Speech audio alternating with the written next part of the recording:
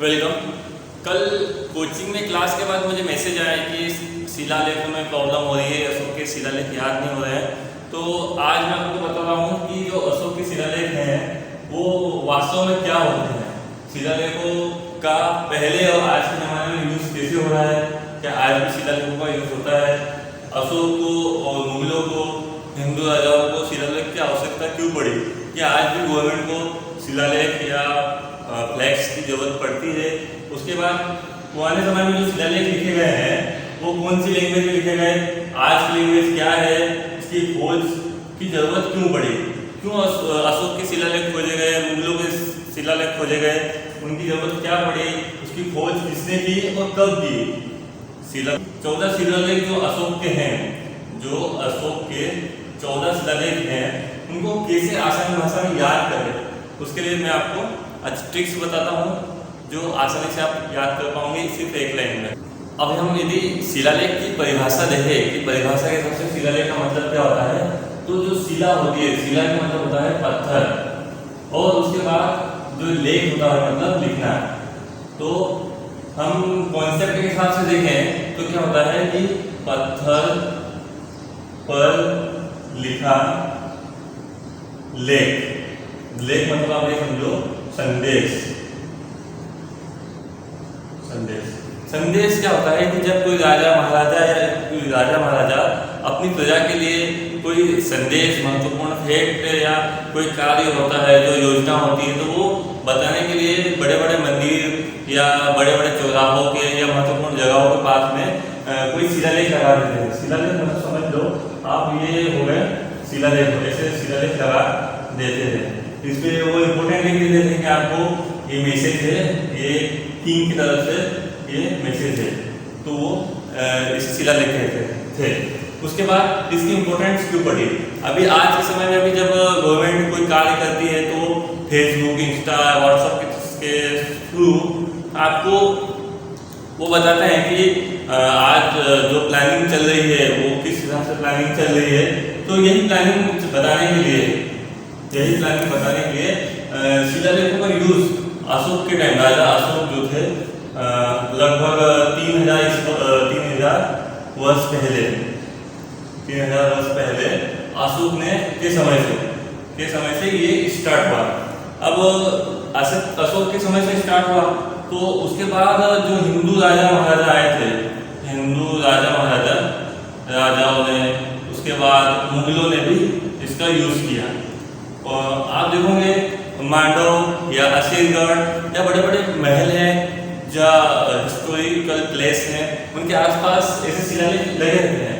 और अभी भी गवर्नमेंट लगवाती है शिलालेख कि वो बताते हैं कि क्या महत्वपूर्ण इसके पीछे उद्देश्य था, इसका एस्टेब्लिशमेंट क्यों किया गया, वो क्राउड को डिटेल देने के लिए इसका उपयोग करते हैं। हम आज के हिसाब से देखें कि मॉडर्न शिलालेख क्या है या उस कॉन्सेप्ट को हम अभी के टेक्नोलॉजी से कनेक्ट करें तो कहीं हम देख पाते हैं कि जो मॉडर्न शिलालेख हैं, यदि आज के ज़माने में हमें लगाना हो तो क्या होते हैं, जो टेक्नोलॉजी के साथ बदलते गए। जो पहले शिलालेख आए थे, जो फ्लैग्स आए, फ्लैग्स हो गए, उसके बाद बैनर हो गए, होल्डिंग्स,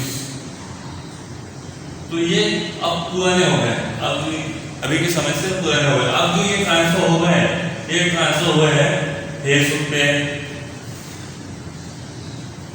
उसके बाद ट्विटर हो गया, ट्विटर, इंस्टाग्राम, यूट्यूब, व्हाट्सएप। तो ये मतलब ये थे फिजिकली मतलब शिलालेख थे।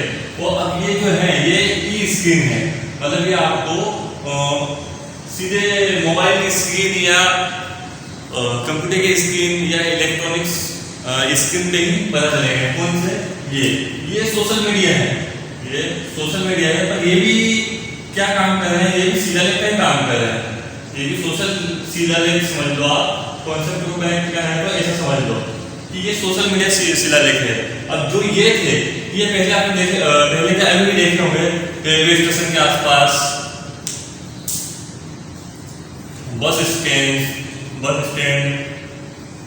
या क्राउड में जहाँ क्राउड ज़्यादा हो, तो वहाँ पे इस टाइप के जो फ्लेक्स, बैनर, होर्डिंग्स, ये भी एक शिलालेख है। और जो ये स्क्रीन है, Facebook, Twitter, Insta, YouTube, WhatsApp, ये भी एक स्कीम है। आप शिलालेख को आप इस प्रकार समझिए कि मान लो कोई गवर्नमेंट की स्कीम आई है कि गवर्नमेंट की कोई स्कीम, गवर्नमेंट ने कोई प्लान पास किया है, तो उसको आपको पब्लिक तक पहुंचाना है, जनता तक उसको आपको बताना है कि गवर्नमेंट ने कौन सी प्लानिंग की है। तो आप वो पहले तो अभी भी चलता है, अभी भी फ्लेक्स, बैनर, होर्डिंग्स, ये सब अभी भी चलते हैं।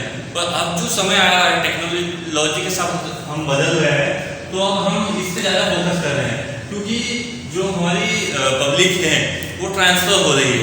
अब होर्डिंग्स, बैनर्स के लगाने के बजाय हर कोई डिजिटल प्लेटफॉर्म्स, स्क्रीन पे पैसा ज़्यादा खर्च कर रहा है।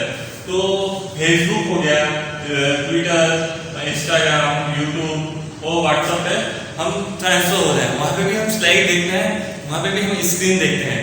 पर ये क्या है, ये जो फिजिकल शिलालेख समझ लो, ये स्क्रीन जो टेक्नोलॉजी के साथ हम ट्रांसफ़र हो रहे हैं, ये भी एक शिलालेख का रूप है। यदि कोई ऐसे आपको आता है कि वर्तमान समय में आप शिलालेख पर ऐसे लिखे, तो आपको इन एग्जाम्पल को देना नेसेसरी हो जाता है। अब यदि हम लैंग्वेज के हिसाब से देखें कि जो पुरानी वर्तमान भाषा जो हमारी है, वो पुरानी लैंग्वेज क्या है, तो शिलालेख अभी के समय में, प्रेजेंट समय में, तो हम दो ही लिपि यूज करते हैं।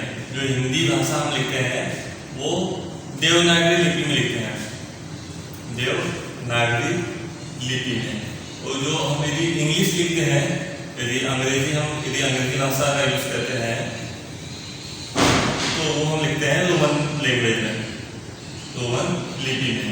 उसके बाद जब जो था अशोक के समय में, हम एक्चुअली अशोक का टॉपिक पढ़ा है, अशोक का शिलालेख पढ़ा है।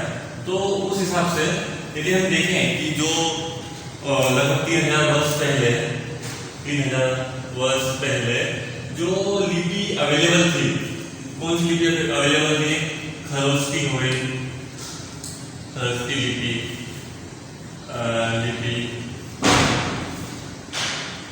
उसके बाद अरामाइक हो गई,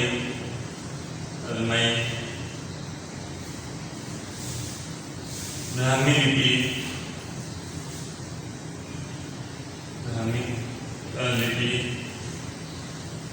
हो जाएगी ग्रीक लिपि। तो ये 4 लिपि उस टाइम पे अवेलेबल थी। अब ये एक्चुअली पढ़ना इतना आसान नहीं था कि वास्तव में अभी जो हिंदी हम पढ़ रहे हैं देवनागरी लिपि की, इतना आसान नहीं था। अब उस समय और कुछ ऐसी लैंग्वेज चलती थी, आप समझ सकते हैं।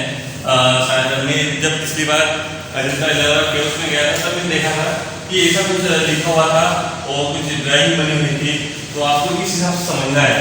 तो इनके पीछे भी एक फैक्ट था, तो इनको समझने के लिए पढ़ने की जरूरत क्यों पड़ी, क्यों पढ़ा गया, इसके पीछे फैक्ट क्या था। आगे बढ़ते हैं कि शिलालेख जो है उनको पढ़ने की जरूरत क्यों पड़ी, उसको क्यों पढ़ा गया, किसने पढ़ा और कब पढ़ा। भारत के राजा महाराजाओं का शासन हमेशा से रहा था, राजा महाराजाओं का शासन रहा था। अब उस समय में सोने, जवाहरात, हीरे और रत्न, खजाना टाइप में जो था, कि सबसे छुपा के चलना पड़ता था। क्या होता था कि हर 100 साल हर 50 साल में कहीं न कहीं आक्रमण की गुंजाइश या बाहर की विदेशी ताकतों का भारत पे दबाव रहता था। तो जैसे पहले हुआ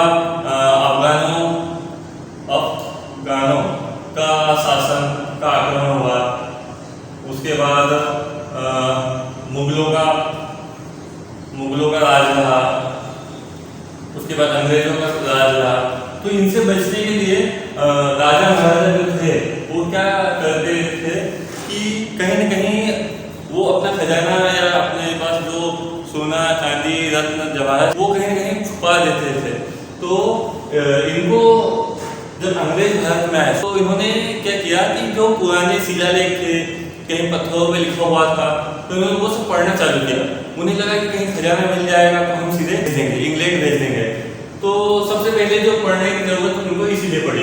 अब किसने पढ़ा, किसने पढ़ा, इससे पहले किसने उसको खोजा। जो 50 में थी 1750 में टी पेनथिलर एक अंग्रेज थे, उन्होंने की 1750 ईस्वी में अशोक के शिलालेखों की खोज की। तो खोज वो लिपि पढ़ी गई, तो वो किसके द्वारा पढ़ी गई, मतलब उसका अध्ययन किया गया, वो किया गया जेम्स प्रिंसेप द्वारा। अब जेम्स प्रिंसेप ने कब किया, ये 1837 में पढ़ा। तो आपको ये दो फैक्ट याद रखने हैं, एग्जाम रिलेटेड दो फैक्ट है कि कब खोज हुई, ये खोज हुई और ये पढ़ा गया। ये दो इम्पोर्टेंट फैक्ट है जो फैक्ट के रूप में भी आ सकता है। अब जो शिलालेख है अशोक के, वो 14 शिलालेख है। 14 शिलालेख को याद करने के क्या होता है, अधिकतर हम कंफ्यूज हो जाते हैं कि कौन से शिलालेख में क्या लिखा हुआ है, हम मिक्स कर देते हैं। तो मिक्स ना हो उसके लिए क्या होता है, एक ट्रिक्स है जो बनी है पम अधम नीतीश विवेक। मतलब क्या होता है कि इसके थ्रू आप यदि एक वर्ड्स को भी याद करते हैं तो आपको आसानी से 14 शिलालेख में क्या है आपको कंफ्यूजन नहीं होगा। मेनली एग्जाम टाइम पे कंफ्यूजन क्रिएट हो जाता है। अब पम, ये जो पम से ये प म से ये दूसरा नंबर का शिलालेख, ये तीसरे नंबर का, ये चौथे नंबर का, ये पांचवें नंबर का, ये छठवें नंबर का। अब जो है प से पशु बलि की निंदा, पशु बलि की निंदा, जो अशोक के समय में पशु बलि की भी निंदा की थी और अपराध था। उसके बाद म क्या होता है, म से मनुष्यों की चिकित्सा, मनुष्यों व पशुओं की भी चिकित्सा, पशुओं की चिकित्सा। अब क्या होता है कि उस टाइम पे जो निर्देश जो दिए थे अपने अधिकारियों को, उस सेकेंड शिलालेख, जो शिलालेख था सेकंड नंबर का, उसमें उसमें ये लिखा हुआ था कि मनुष्यों पशुओं की चिकित्सा। उसके बाद जो था और क्या होता है कि अधिकारियों को निर्देश दिए थे उन्होंने, और कौन कौन से निर्देश दिए थे वो इस शिलालेख में लिखा हुआ है। उसके बाद धर्म से क्या हो जाएगा कि धर्म संबंधी कुछ नियम दिए हुए थे, नियम इसमें शिलालेख नंबर 4 में लिखे हुए हैं, धर्म संबंधी कुछ नियम। उसके बाद आगे बढ़ते हैं तो जो 5 नंबर का है म से क्या होता है, महामात्रों की नियुक्ति। मतलब क्या होता है कि जो अशोक के साथ समझ सकते हैं कलेक्टर की रैंक, IAS की रैंक का व्यक्ति, उसकी नियुक्ति संबंधी जो नियम थे वो शिलालेख नंबर 5 में दिए हुए हैं। उसके बाद शिलालेख नंबर 6, शिलालेख नंबर 6 क्या होता है कि मतलब होता है नियंत्रण मतलब आत्मनियंत्रण, सेल्फ कंट्रोल। जो अपने स्टेट है या जो राज्य है उनका, उसमें सेल्फ कंट्रोल कैसे करना है उस संबंधी जो नियम दिए गए हैं वो शिलालेख नंबर 6 में दिए हुए हैं। 7 नंबर 7 और 8 जो है दोनों में एक ही कॉन्सेप्ट दिया हुआ है, एक ही चीज का वर्णन किया हुआ है कि मतलब तीर्थ यात्रा का वर्णन। जो 7 नंबर और 8 नंबर का शिलालेख है उनमें तीर्थ यात्रा का वर्णन किया गया है, धर्मशालाओं के बारे में बताया गया है, मुख्य तीर्थ कौन कौन से हैं इस बारे में बताया गया है। 9 नंबर का जो है ये है सच्ची भेंट और शिष्टाचार, सच्ची भेंट और शिष्टाचार। मतलब क्या होगा कि उस टाइम पे भी आप महामात्र या अधिकारियों को भ्रष्टाचार या कुछ भेंट नहीं दे सकते हैं, तो उन्होंने उस टाइम पे जो कुछ नियम बनाए थे भेंट और शिष्टाचार के रिलेटेड, वो शिलालेख नंबर 9 में उन्होंने उसका वर्णन किया हुआ है, पर 9 में।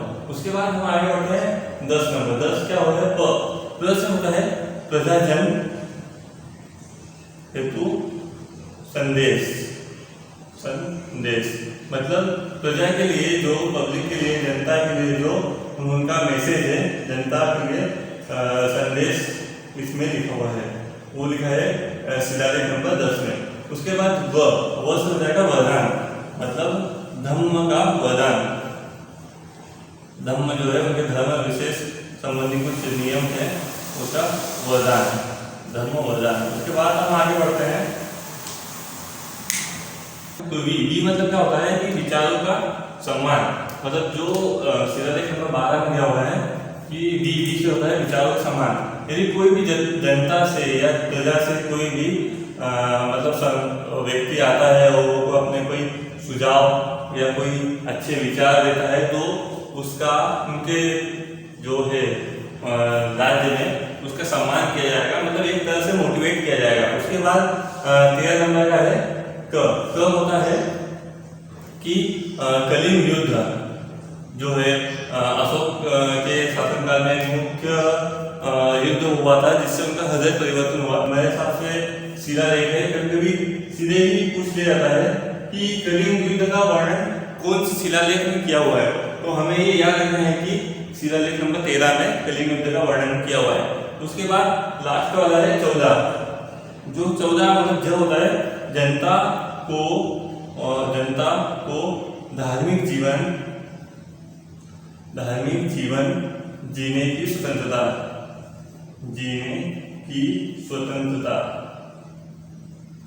कि आप कोई सा भी युद्ध मतलब कोई सा भी धर्म आप अपना सकते हो। अब मैं कहने का मतलब ये है कि जो ये ट्रिक्स है, ये 1 लाइन है, अब ये 1 लाइन के हिसाब से पूरे 14 जो है शिलालेख है, आप उनको आसानी से याद कर सकते हो। आपको सिर्फ याद करना है पम अधम निधि स्लो विकल्प, मतलब ये इतना कोई हार्ड नहीं है, पर यदि ये याद कर लेते हैं इस हिसाब से आप, तो एग्जाम के टाइम पे आपको कंफ्यूजन नहीं होगा। उस टाइम पे प्रेशर वैसे ही बहुत ज़्यादा रहता है, तो आप इस लाइन के हिसाब से आसानी से याद कर सकते हैं।